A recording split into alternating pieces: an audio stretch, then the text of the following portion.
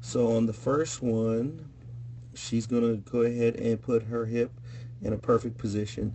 So this is going to be her shoulder right here, her knee joints right here, her hip joints right here. If we draw the lines to both of those, that is a good position. I'm going to change the color of each level. So here's a red level over shoulder, red level over knee, red level over hip. Her hip is decently between each one of those joints. So her hip wants to be below her shoulders and above her knees, and you have her there perfectly. Her back looks really, really good. Yeah, she keeps the bar close, is directly over her midfoot. She is in a really, really good position. Now, as she starts to push her first pull, what we'll call the first pull is from the ground to her knee level. So from right here where it starts at to her knee level, when that bar gets there. That's first pull. What we're looking for is for her back. Let me change the color back to yellow so you can see this. Her back wants to stay in that position or they're close to. So it's pull, pull, pull, pull there.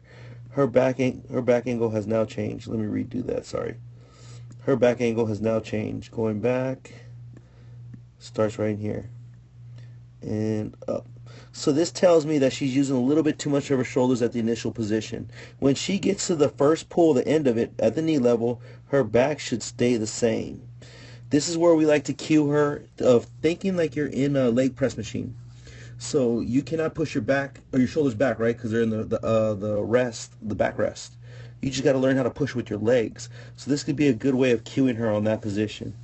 I mean, this is minor. I think overall it's a beautiful lift because now we're going to talk about the second pull, which is the knee from the knee level up to the hip to full extension. There, that is a beaut right there. She is way ahead of the game here because what's happening is her head level. Let me go ahead and go back to yellow. Her head level, her shoulder, her hips, her ankles, and her knees are perfectly in line.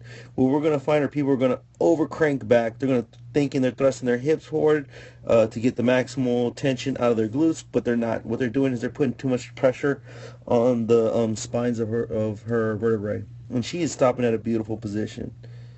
She goes down the same way. Her shins stay vertical. She initiates it with her hips going back. Her butt's going to try to touch the wall. And look at how close that bar is to her thighs. That is beautiful. Yeah, she is shaving it beautiful. Her shins are vertical enough. Perfect. Once they clear, she's going to start bending her knees forward just a little bit, and that's it. Again, her body's in perfect position. That is a good lift. Close, close, close, close, close, close. And then she drives that hip up under. Boom. What if you want to be concerned is just this little tuck of her head neck right there. You can see that she just tucks her chin down a little bit too much. So, but again, as long as it doesn't affect her upper back here, she'll be fine. Okay, that's a good one, really good.